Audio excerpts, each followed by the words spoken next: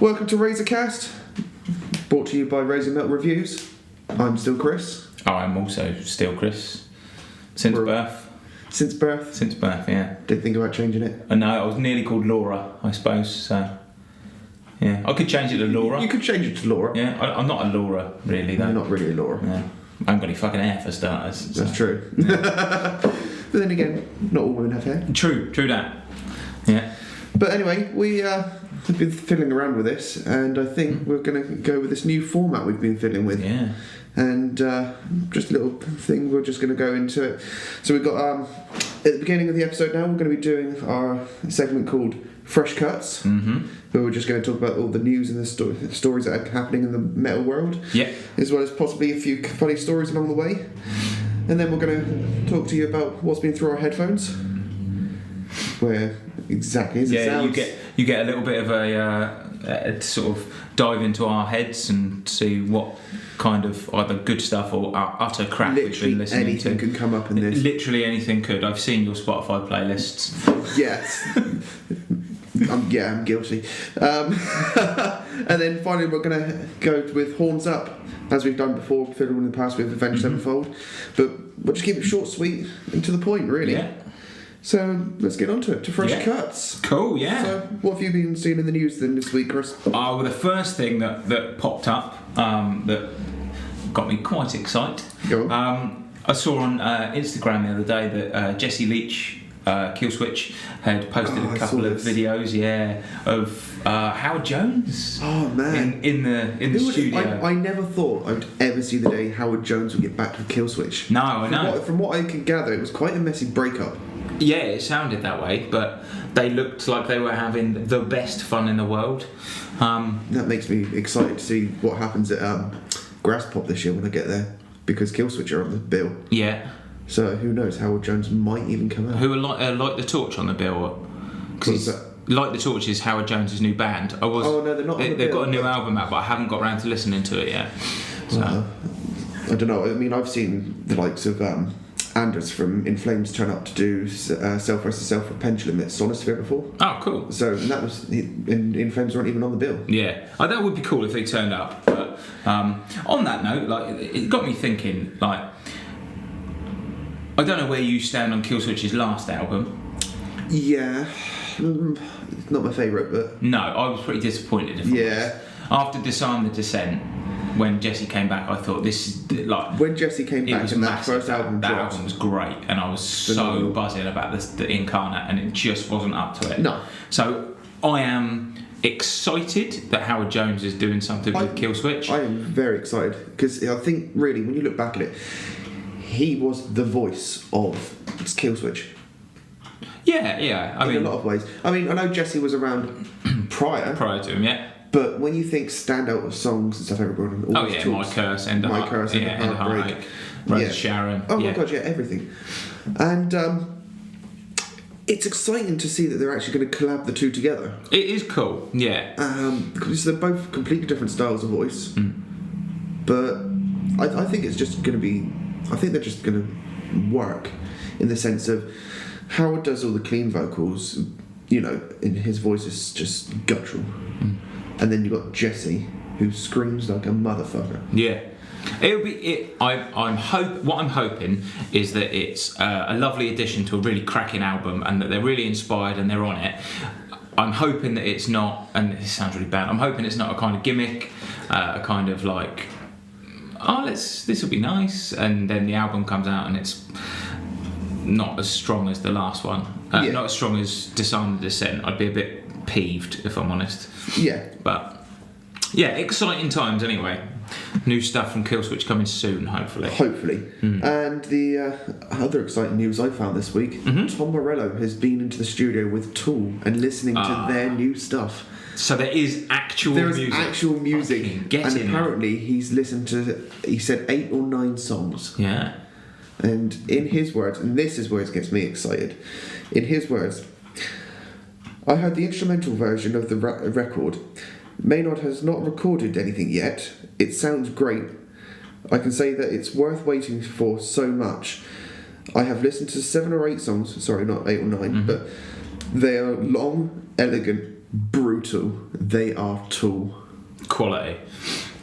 I am so buzzing for that because that's one band I've not seen yet. Yeah, I mean the thing with, like I said, with the new Killswitch record, there is that kind of, that element of, could they cop this up? I don't have that with Tool. I know Tool are going to just smash it. Well, they are perfectionists at their best. Yeah, exactly. I know that it'll be great. I just want them to get on with it. Oh, they need to get on with everything. But then I can't imagine Maynard being in the studio particularly soon, because he's obviously just about to drop and drop with Perfect Circles new album. So we still could have to wait until next year. I think so. Yeah, I think he will leave that hanging and waiting. But from what I can gather from Tom Morello, he said that the band are done. Yeah, cool. They've done everything. It's just Maynard that needs to record. So fucking hurry up, Maynard. Yeah, get your fucking bold head in the studio, you bastard. One bold man to another. Exactly. Yeah. So, what else have you found in the news this week? Okay, so I found a little a story about AC/DC. Yeah. Apparently, Angry Anderson from Rose Tattoo fame has been speaking to Angus, and Angus has said that he's been working on new music. So he's been writing AC/DC music, and he has said that he really wants Axl Rose to record the vocals to it. See, I don't know how I feel about this, because I know a lot of people who went to go and see the last tour with AC/DC where Axl DC stepped in. Axl DC, where he stepped in. But for me, being a long time AC/DC fan, I don't know how I feel, because I can understand the band are getting on. Well, but I was going to ask you about this, because there's very few members. I mean, it's Angus, whichever drummer they've chosen this time. Yeah, the rest of the band, it's not AC/DC anymore. Malcolm passed away, unfortunately, didn't he? Yeah, but and that's the thing. Like, there's so few of them left in the band. To me, when you look at it, Angus is really the sole member of the band that everybody relates to. Oh, absolutely, yeah. But I don't know. I think for me, I would have said just call it a day. Yeah, that's my kind of feeling. If they're going to do another tour, do another Greatest Hits tour. Yes, they could have Axl in. You could also, they could have Axl in, or if they're going to do a Greatest Hits tour, then wheel out a Greatest Hits tour and make it a show, make it something. Get loads of other singers in. Get Axl in. I'm trying to think who else can sing AC/DC songs, but. Get a host of vocalists in, do their bit, and they can come in. It just needs to be make it a party. Well, this is it, a celebration of the band's career. Yeah. I mean, they've gone from, was it the 70s? Yeah, I think so. 77 or something like that. Yeah, and oh my god, they could have so many people just turn up. And, even if it was just like a one or two concerts. Yeah. Do one over here, do one over in the States. Yeah. Job done. Yeah, I don't think it. I would prefer. Yes, okay, AC/DC. New music from AC/DC is always a great thing because it's fucking AC/DC. Yeah. They don't mess, do they? Well, but selfishly, I've been waiting since I was a kid to hear Axl Rose back in a band with Slash and Duff, and the fact that they're now back together and they're touring makes me think, sack off the AC/DC stuff. You've got your big band, you've got your proper band together again. The band you were famous with. Make some fucking music and don't take 16 years to do it. Exactly. Well, they said they've got the fundamentals there. I think they just tour with other session musicians at the moment. I would be tempted if Angus Young managed to blag Axl into recording an AC/DC album, and it stopped him from recording with Guns N' Roses. I would be tempted to break his shins. Watch yourself. That's exactly what I'm going to tell him.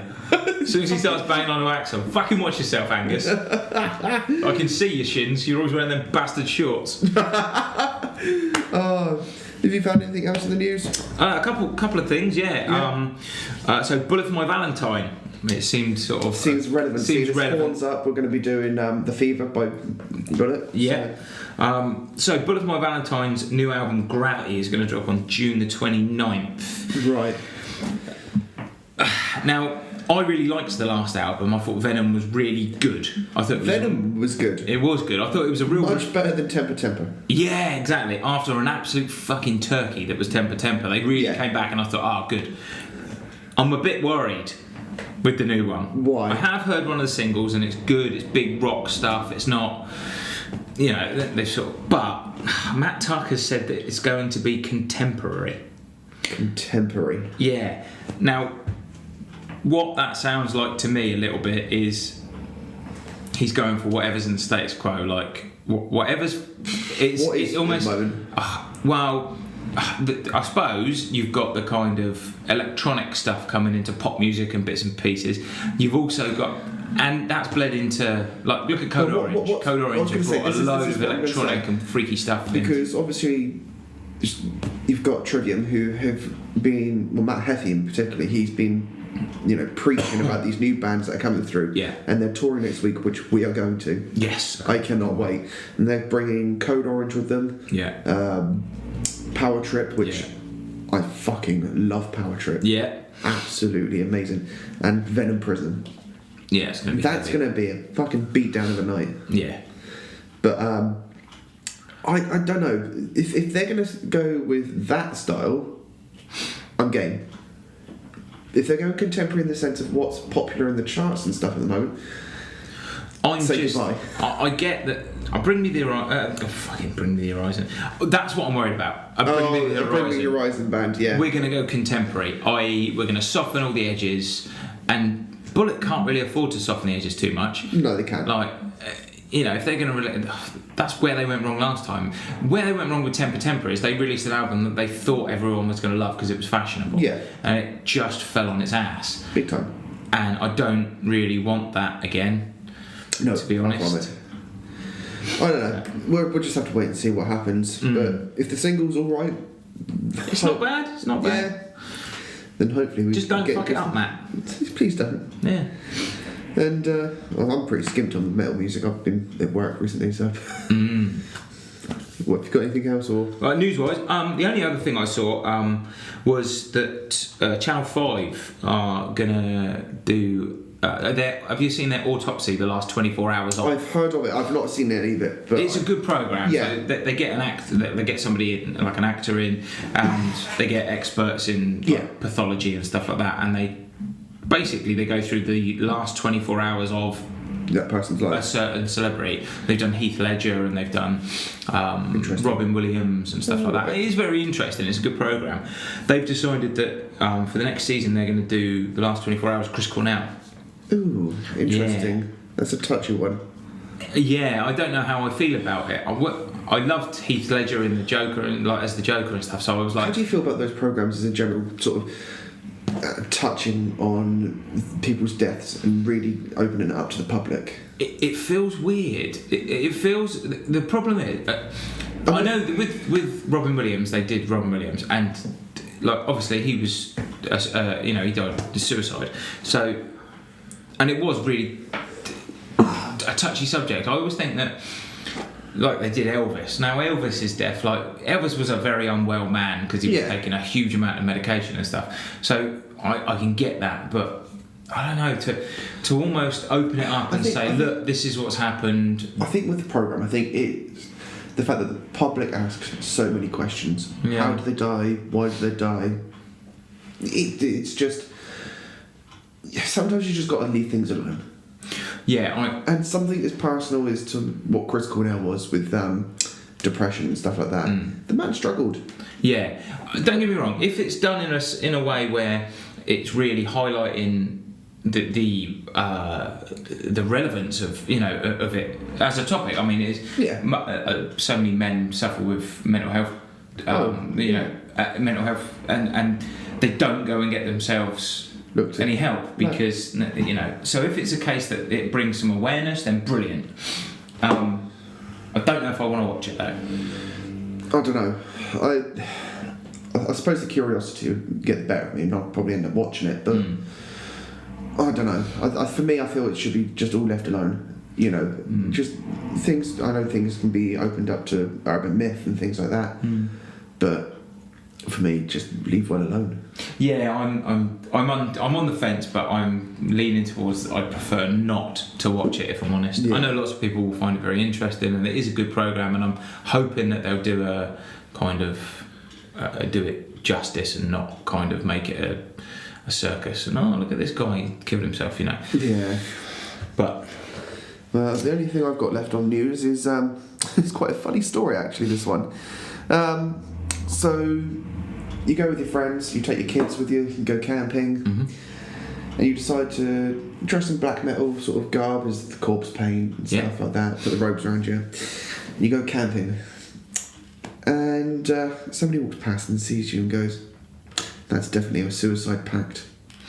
I heard about this. So for me, this is hilarious. So 3 guys took their 3 sons with them to go camping, and some guy walked past and thought they were a suicide pact, going into the forest and stuff and taking photos of themselves doing the black metal sort of thing, and therefore they phoned up the emergency services, and they had, I'm guessing they were near the seaside or something, because they had the lifeboats come out, they had the ambulance come out, police, fire rescue. I think they totaled up to something like 50 vehicles turned up with some... Damn. No, 50 people with 20 vehicles. That's mental. Yeah, all because these guys were out essentially just doing black metal posing and stuff like that in the forest. And somebody goes, they're going to kill themselves. Jesus. And that's bonkers. Like,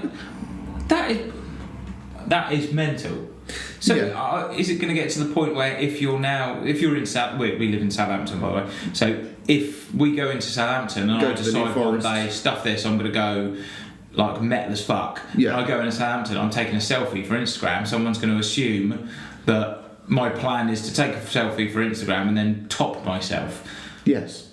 Because I look like a metalhead. Well, this is it. I mean, it's just... I think this goes with what's always been known in the metal community is we've always had a bad name against us because we have such different, not necessarily views.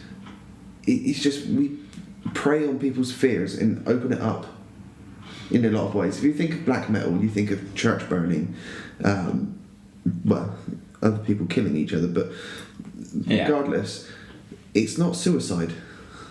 They're not a cult. It's not a cult. Is the end of it. Yeah. It's just a following. It's a music following. Yeah. But I can understand. The only cult I know about in music is fucking 30 Seconds to Mars. Jesus Complex McGill. Yeah, right. Fucking lunatic. Yeah. No, he is. But no, I don't understand it. And as far as I know, one of the campers is the founder of the Black Metal Brewery Company. Oh. And he's also a lecturer in Aberdeen University. And there you go. There you go. Yeah. So he's a professor in a university. Yeah. But you can't go camping with corpse paint on, otherwise you're going to be nicked. Yes, essentially it. Bonkers. So, well, that's the news. So we'll go on to what's been on in your headphones. Oh, lots of lovely stuff. Oh, do you know what? This has been a glorious week for me. Yeah. More so the last 2 days. Yeah? Ghost have dropped their new single. Yeah. Oh my god. Yeah, how many times you listened to it? I don't think I've actually stopped. I was meant to be listening to Bullet for our review. Yeah. Then Ghost dropped Rats. Yeah. And I have nothing but spunked all over this. Yeah, I'll be honest, I did exactly the same. Not with Ghost, but although I do really like it. Yeah. I really like it. I love it. I think with the new, the concept, it's obviously the same singer. Yeah. But they're now going with... What? Yeah, right, exactly. New singer, but in different... Well, no, it's not a pupper anymore, is it? He's not a pupper anymore. Cardinal He's a Cardinal Copia. Copia. Which is, I suppose, a different way of going about things. Yeah. You can't have a fourth, I suppose. I was quite... the one thing that did strike me was it's quite pacey. There's quite a lot... Yeah. Like, that riffing in it is very Judas Priest-like. Yeah, I think they're bringing it more upbeat, this one. Yeah, that's what it seemed like. They get a younger... Like, the Cardinal rather than Papa. Well, this is it. They said they wanted somebody younger...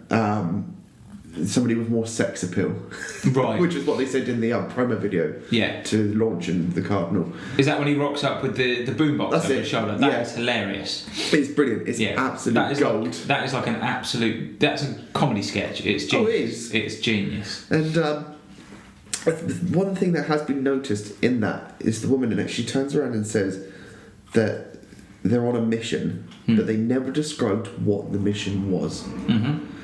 So that's going to be interesting to see what happens, whether it's going to be over the festival season, because I know they're obviously dropping the new album in June. Yeah. And I think their mission is to be headlining Download and other massive stages. well, they headlined Bloodstock last year. Yeah, And that, from what I gather, I heard it was an absolute success. I can't, with stuff like Squarehammer and now Rats and things like that, I can't see them, unless they make unless the rest of the album is an absolute clanger, I cannot see any other way than them getting massive, like mahoosive. Here's another one for you. Mm-hmm. I know how you feel about gimmick metal. Oh, fuck so. Do these not feel like a bit of a gimmick in a way? Oh, absolutely a gimmick, yes. But the music's good. Yeah. This is what I was hoping. It's undeniably good music. This is it. I mean, I had a chat with somebody the other day about it, and they were saying, well, just a gimmick band and all this. I'm like, but no, you've got to see through that. Listen to the music. That's the point. Listen to it. I am 100% guilty of it. When they first dropped and they first came out, I had tickets to see them on that. I think it was the Kerrang tour or something, and it was them and Gojira. I was there for that. Yeah. We were at the same gig, yeah. Yeah, and obviously you know what I'm like with Gojira, so I literally turned up, went fucking ballistic to Gojira, and then went home. Do you know what? So did about 50% of the crowd. Yeah. Everybody came to see Gojira and then went home. Yeah. And I stayed because I was there for Ghost. Yeah. And they were spectacular. Yeah, I came out of that. See them. I came out of that feeling like I am definitely going to hell. I have just been to some form of devil worshipping cult thing. Yeah. It was like incredible. And then to see them again in Southampton Guildhall. Mm-hmm. They performed with In Flames on the bill. Mm-hmm. Who else? Oh, Trivium. Trivium. I think it was Do you know what? I was at that bloody gig as well. Oh, there you go. And I had to go home early. Oh, you had to go home. I had to, yeah. I got a phone call. It was I think I was waiting for Trivium to come on, and somebody phoned me and said, "Oh, such and such has gone in the hospital," and I was like, "Oh, selfish bastards!" I had to leave. I hope they don't listen to this. They definitely won't. That's all right then. That sounds bad, doesn't it? They had to go to hospital, and they definitely won't. They haven't died. I haven't just slagged off someone who's dead. That's all right then. Selfish bastards. They got their desserts. Oh my god. Make me miss Trivium, you fucker. What else have you been listening to? Oh, I have been listening to. Wow. Okay, so I listened. Obviously, a couple of weeks ago, that Fever 333 EP dropped, and incredible. I love it. I absolutely love it. Do you know what? It's like a new Rage. It's brilliant. Yeah, it is. It reminds me so much of Rage Against the Machine. It's got that political edge to it. It's got the bounce to it. I really like. Possibly the greatest frontman at the moment. Yeah, he's superb, isn't he? Oh, he's just mental. Superb. I am still gutted that it's that in place of Let Live. Yeah. Because I mean, well, they're not doing anything on that EP that Let Live couldn't do. They're not at the moment, no. Like, Let Live could have done that. The musicianship on it isn't, fucking Let Live are amazing musicians, so they could have done it. So I'm a bit gutted, but that has been all over. Yeah. The last, basically, I was listening to that non-stop until Palm Reader dropped Braille. Oh man, Spunky Dunky Doodah. Yeah, and do you know that this is going to there was that and Bleed From Within that came out the same day, so I was a happy boy. Yeah. I listened to both once, and then went straight onto the Bleed From Within site, ordered the vinyl, and then I went straight back onto Pledge Music and ordered the deluxe vinyl of Braille. No way. Yeah, I was just like, wow, I need these. I need these in my life. Have you listened to either of them or both of them? Or I've listened to Braille. Yeah. And holy crap. Yeah, it's really good. That really fucking packs all the punches. Yeah. I fucking felt like I just went 10 rounds with Mike Tyson on that. Yeah, it's heavy, but it also punches you in the feels. It does it right in the feels. It does. It is an amazing. It takes a freaking amazing band to be able to make you want to lose your shit. Oh, big time. Or 1 minute and like makes you just want to smash everything to pieces 1 minute, and then the next minute makes you just want to tear up. Yeah, like, it's fucking special. That it is a really special album. Brilliant. Well, another one I've been listening to, Graveyard. They've dropped a new single. Yeah, I've heard of Graveyard. I've never listened to them. Do you know what? I've not really followed the band or anything like that, but I saw this single come up, and I thought I'll give it a listen. And it's a fucking groovy song. Like, it's proper doomy and rock, and it's got so much groove in it, and I'm loving it. Does it? The only thing I was with the doomy stuff, yeah. I don't listen to a huge amount of doomy stuff. Yeah. One thing that I sometimes find with the doomier stuff, is that it's just insane Sabbath worship. To a degree, yeah. But then again, have a look at Ghost, who are classified as a doom band. Yeah, that's not.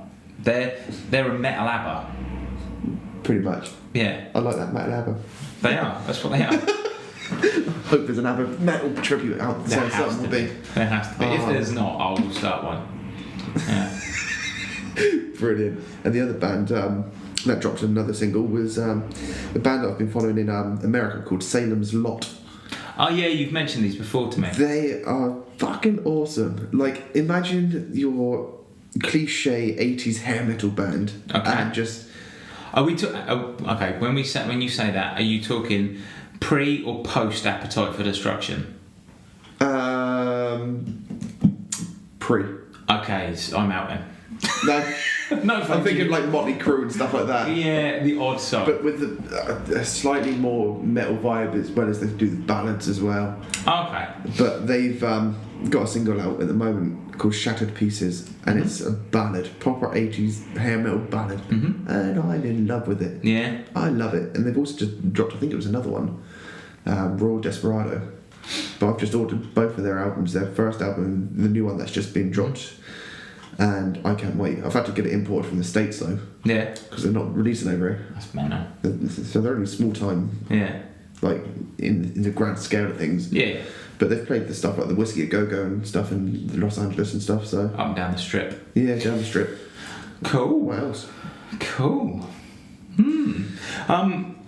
Yeah, I did want to mention I just wanted to quickly go over that Bleeding Within album. Go. Because it's fucking brilliant. Well, you put the review up this week. It's so good. Yeah, it is. Like, recently I've been listening to a lot of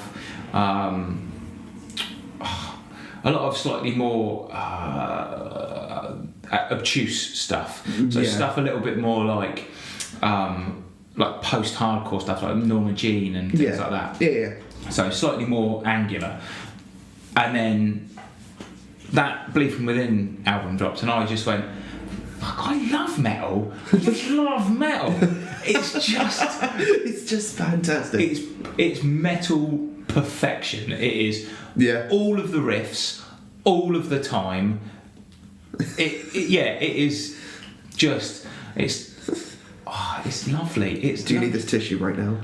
Yeah, maybe. It's like Pantera and Metallica have had a love child, and then just. You know what? I'm going to be guilty here and say I haven't actually listened to it yet. Oh, you really need to. You describing it that way. It's so good. Slightly moist. It's so good. It is groovy as fuck. I mean, it is Lamb of God levels of groove, and it is fast and heavy and big as well. It's got big choruses on it. Well, big I think I know what tickets we'll be getting then when they come round. Yeah, I've already checked. They are playing. I believe they're playing Southampton in October. I want to say.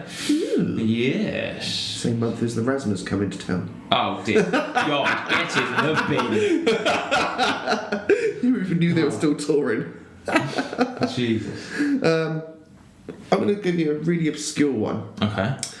So, have you ever heard of the band Grave Pleasures?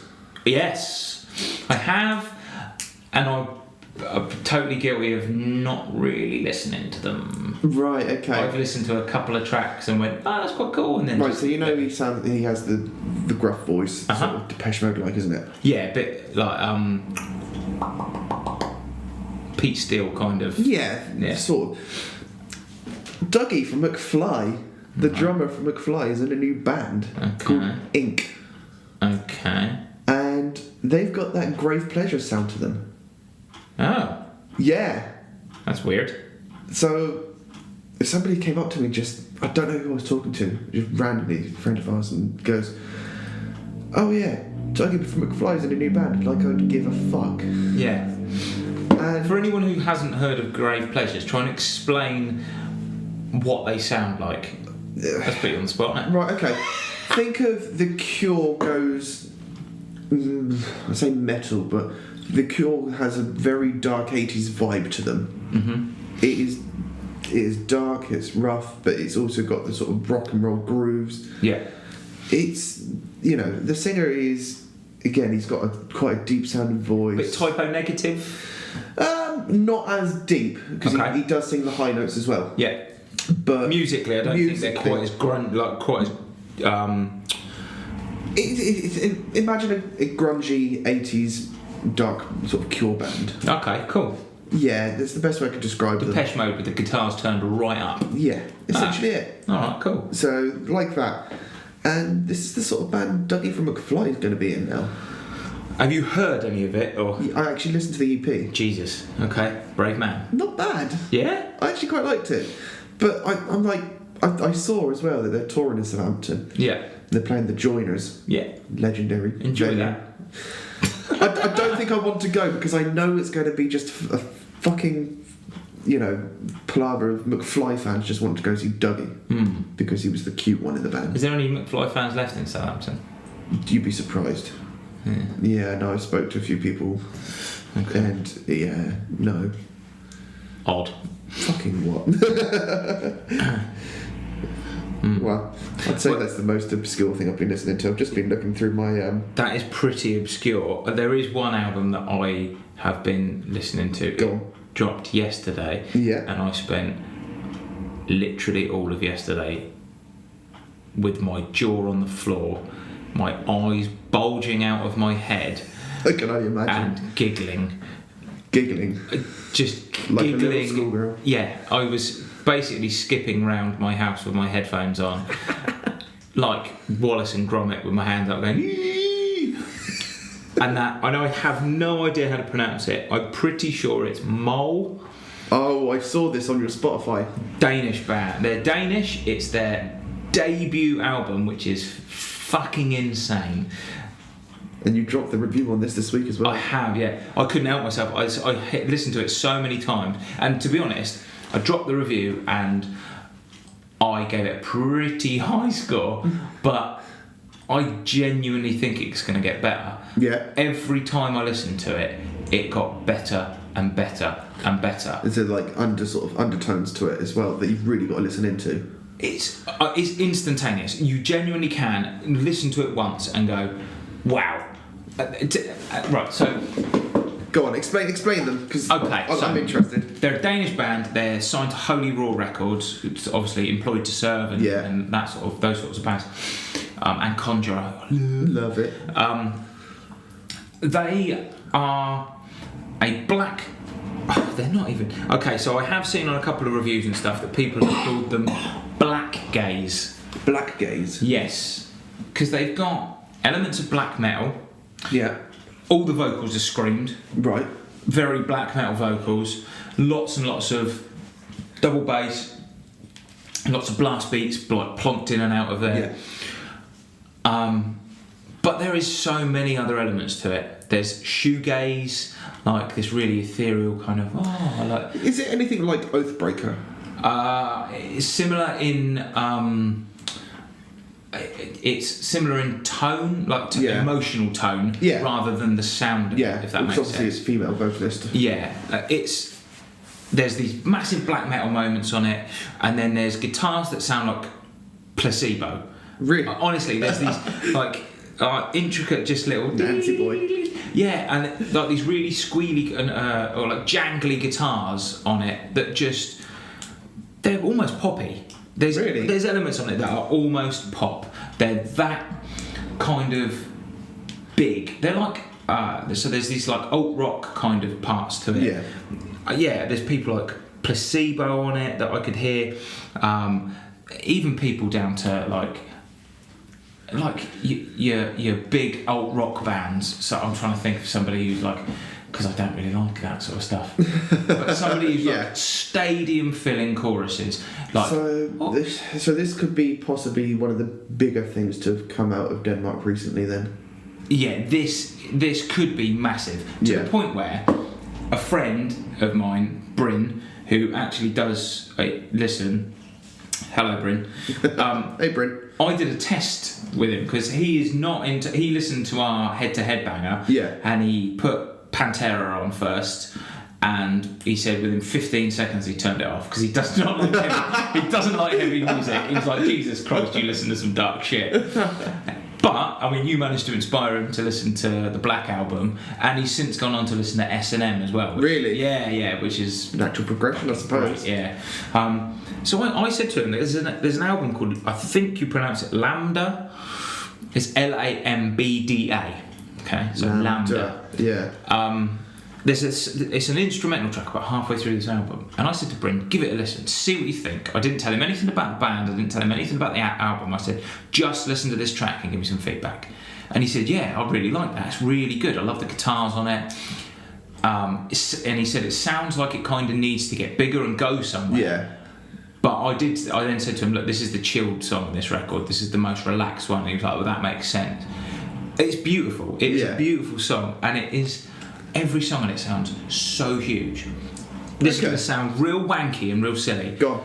But when I was sat there, I was on the exercise bike yesterday. I was on the spin bike yesterday, listening to it, sweating my tits off, and not that that's relevant.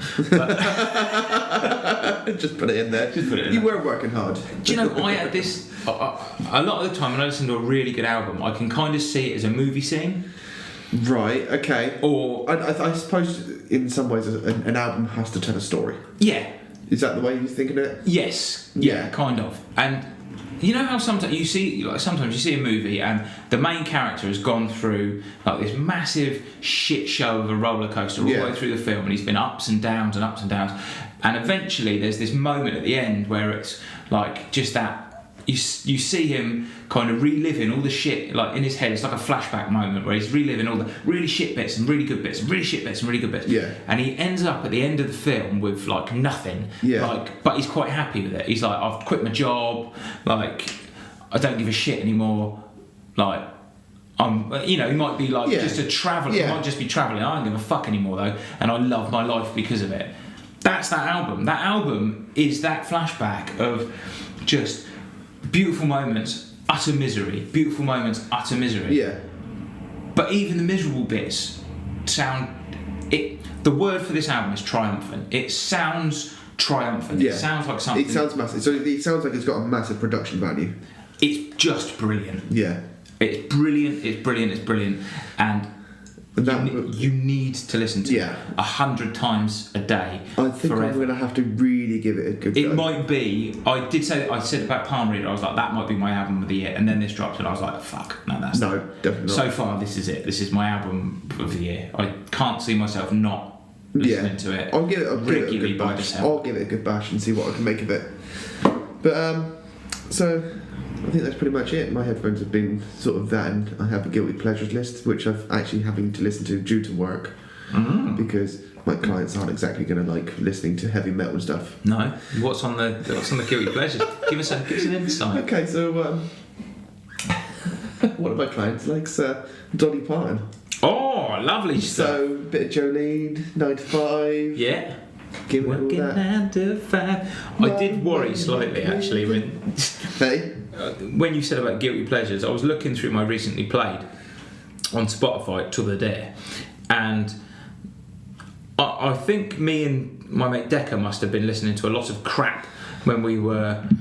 Oh, that's what I think. When we were in Budapest, I think we were coming back and listening to a lot of crap because I've got Emily Sandé. Do you know what? I've liked that on my list as well. Emily Sandé. R. Kelly. Usher, bring back the 90s. Backstreet Boys, twice for some reason. Why not? Yeah.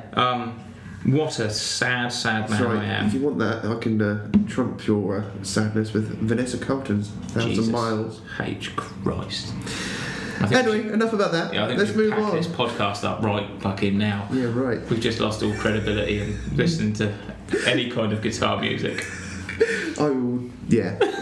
Shame on that. Anyway, let's move on. Yeah. Horns up. Horns up. So we're going to talk about an album that we feel has been underappreciated, or hasn't exactly had the best reviews when it came out, Yeah. but we feel is somewhat amazing. Somewhat. Yeah. Not necessarily amazing, but I think this isn't. it's justified. Yeah, I think. itself. Yeah. Yeah. So today we're doing Bullet for My Valentines, The Fever. Fever, yeah. Oh, so this was quite a controversial one when it came out. Yeah, and Wrongly so. it's a weird album looking back. I think, I can see. particularly with hindsight, it's an odd album. Like the impact of it and how it was received. It's looked. So, Bullet for My Valentine. I don't know your history with Bullet for My Valentine. Whether you got into them straight away. I listened to them when they first came about, with obviously Full Words and what was the big one? Tears Don't Fall. Tears Don't Fall, yeah. That was everywhere. Yeah, it was massive. You were never going to get around to not listening to that.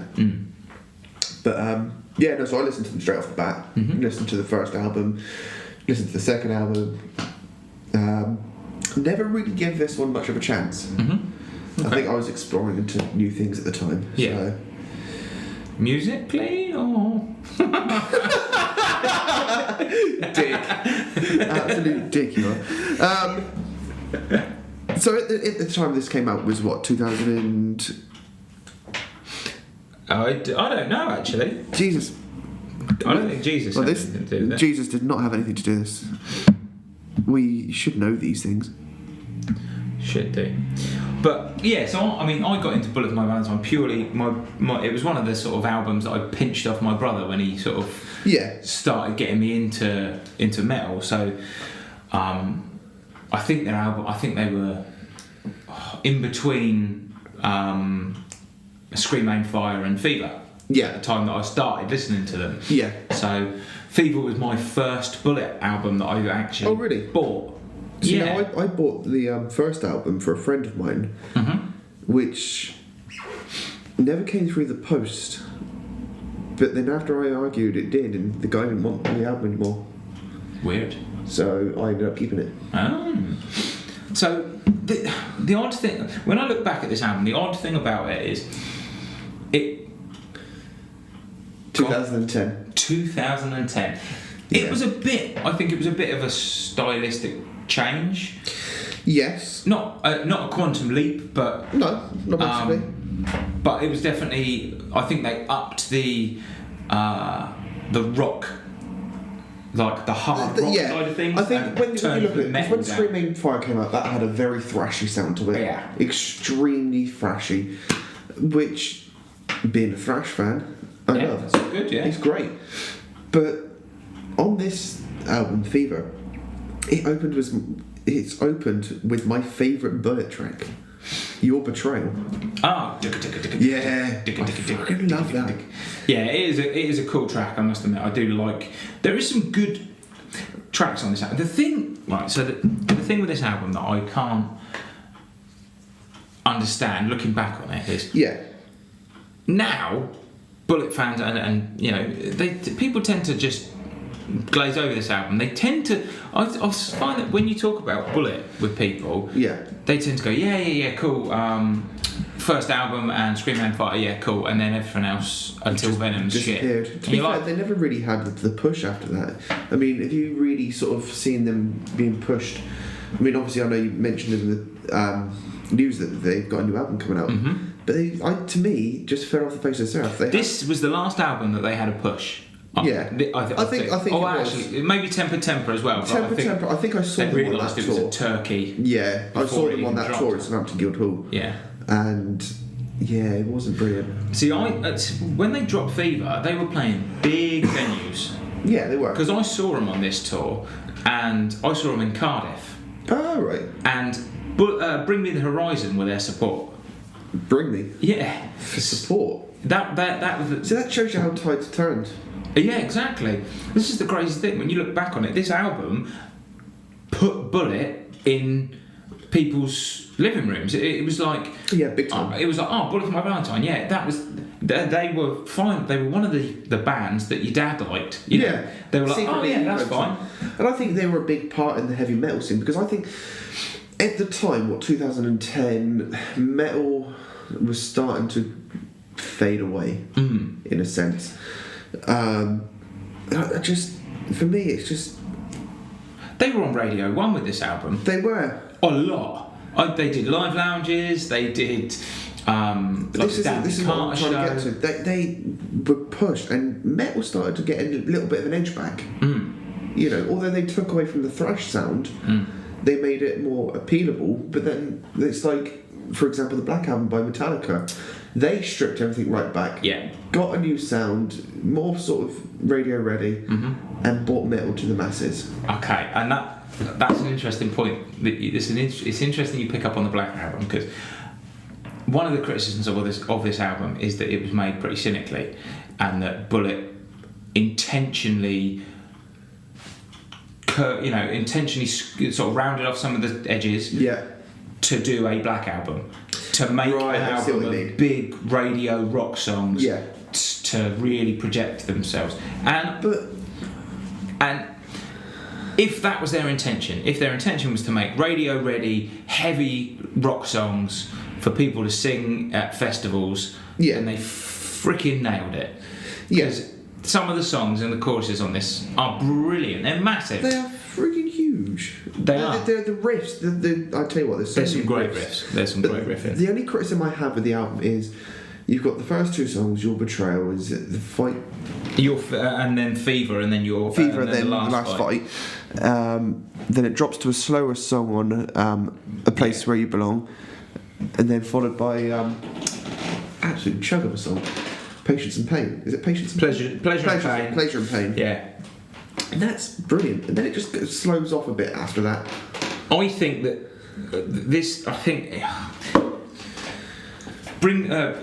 what do I keep saying? Bring Me. Bullet became big rock stars on this album. Yeah.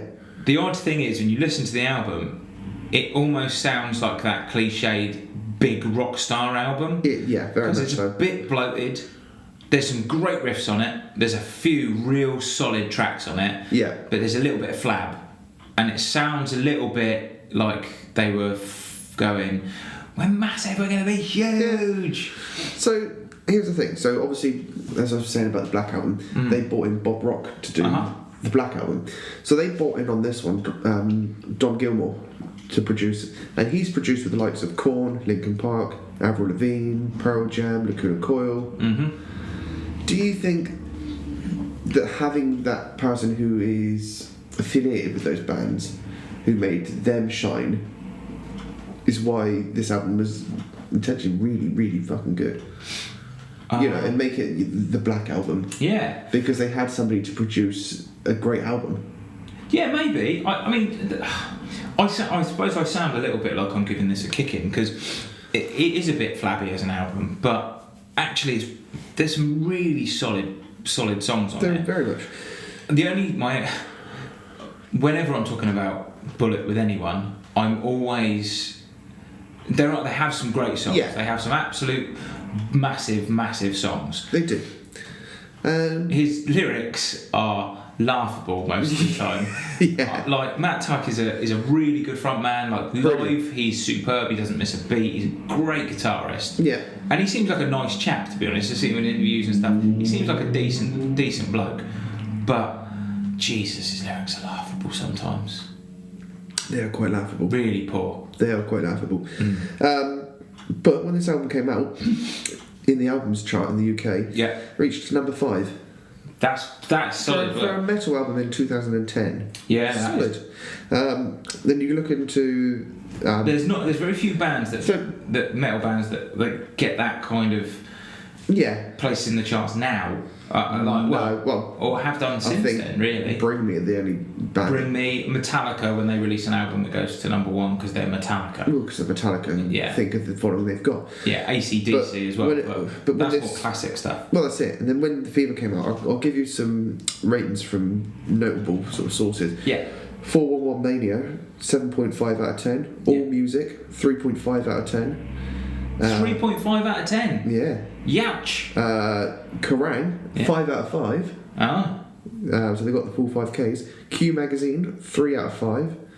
Rock Sound, 8 out of 10. And Ultimate Guitar, 7.3 out of 10. So a fairly mixed bag. So mixed. But do you think this shows the state of metal at the time? Maybe. So was it the fact that you had to be radio ready to be big? I think they intend. I think that Bullet always wanted to be massive. Yeah. And I don't. Trivium always said, "Yeah, we want to be big," but Trivium always wanted to do what they wanted to do. Well, this is it.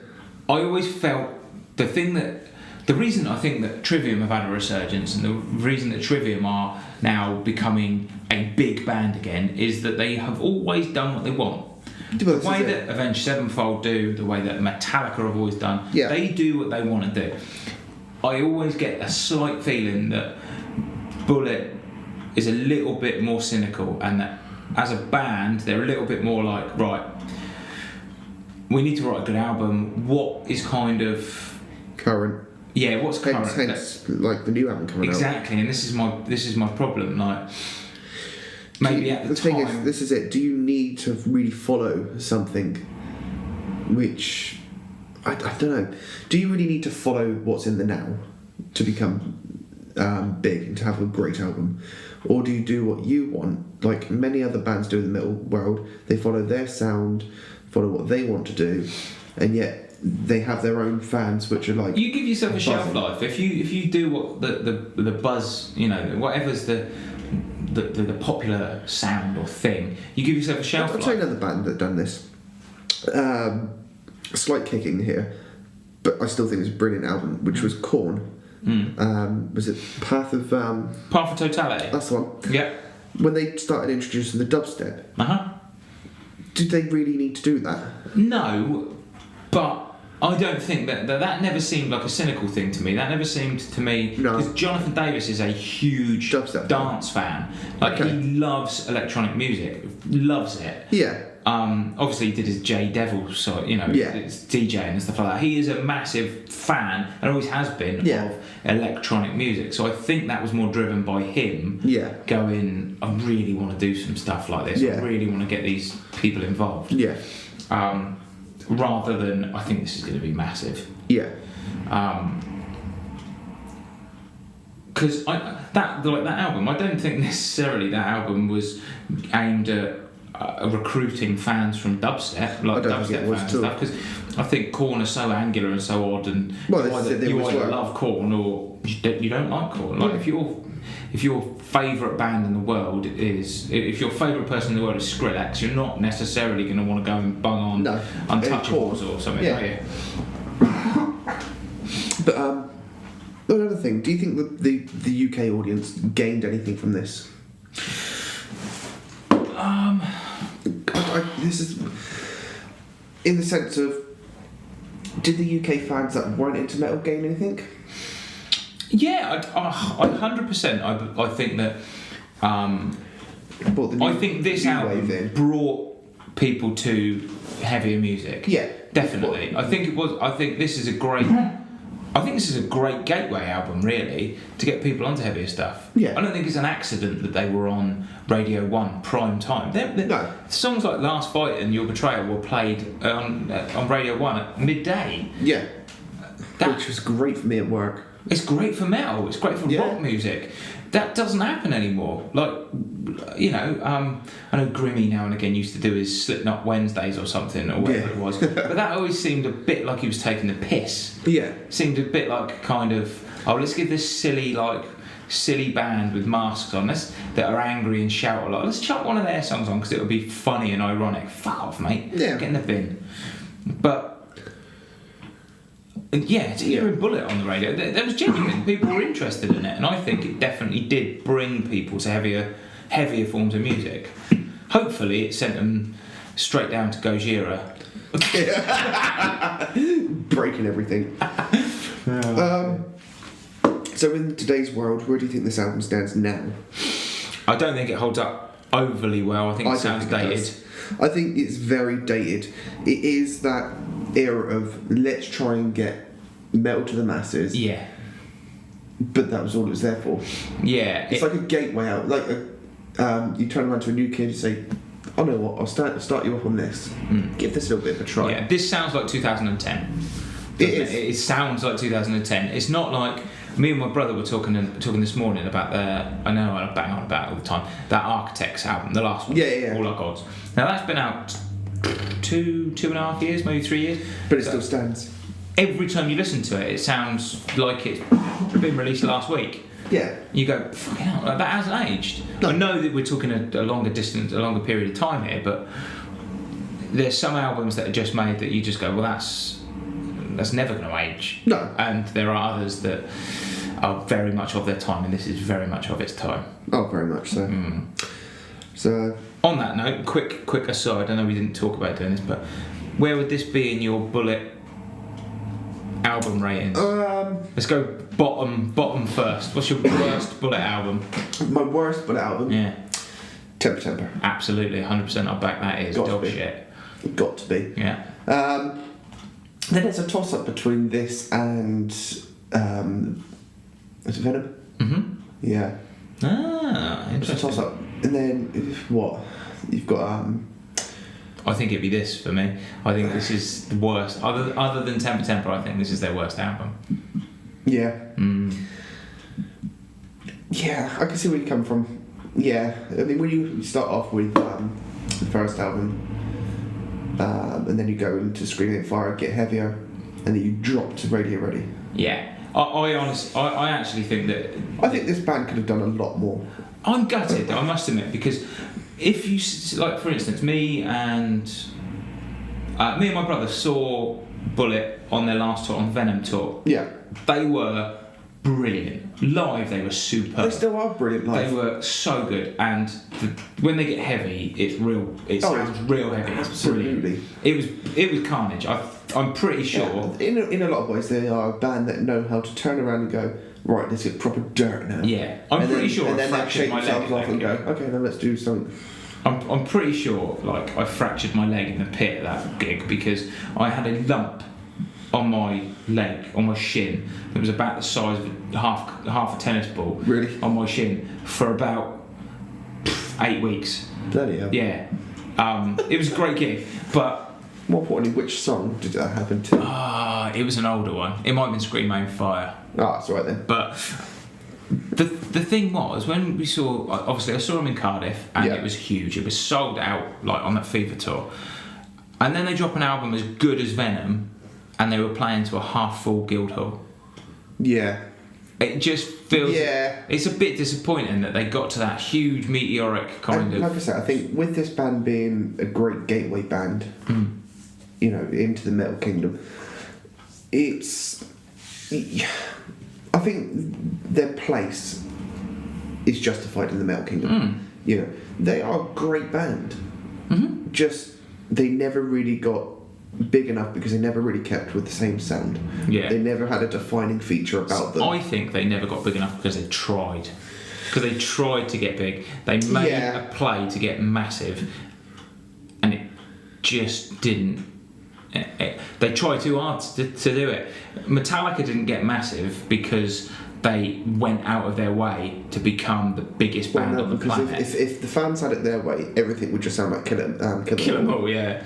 I mean, and then they tried. They did try. They did Master of Puppets, and then they went on to do obviously even harder and go with the Black Album. Yeah, but then when Metallica really went, okay, we really want to be big, like we really want to reach mass appeal. Yeah. They did Load and Reload, and loads of people give Load and Reload an absolute kicking. but it's not at the justified, time, but it was a contemporary album. Yeah. At the time, it was what they were people doing wanted. what was cool. Yeah. At the time, Exactly. that kind of Kirk Hammett with the mascara. Yeah, it's weird. Isn't it? So, but no, I think for me, this isn't their best album, but I like it. I like this album, and I would say that if you're somebody that doesn't necessarily like heavier music, Yeah. this is a great album to listen to pick up to go, that's what kind of Exactly it. heavier music sounds like, because it's got Exactly enough. It's got enough heavy in it without. Yeah, without butchering a person. Yeah, without scaring people off. Yeah, no, exactly it. But well, we'll leave it there then, because I don't think we can say much more. I don't know much more about the album. No. And as I say, I've just been listening to that Mole album for the last 24 hours. And I've just been listening on to a Ghost loop on repeat. and going and dribbling. So I haven't really had time to listen to this properly. I just can't imagine what if we're still doing this by June and the new Ghost album comes out. This microphone will be getting absolutely spunked over. Well, I'm going nowhere near it then.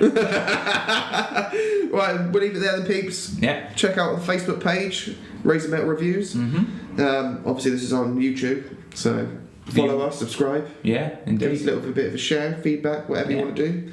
If you want an album that you feel is underappreciated on Horns Up, give us a shout. And we can look into it. Right, peace out, motherfuckers. See you later. Bye, boy.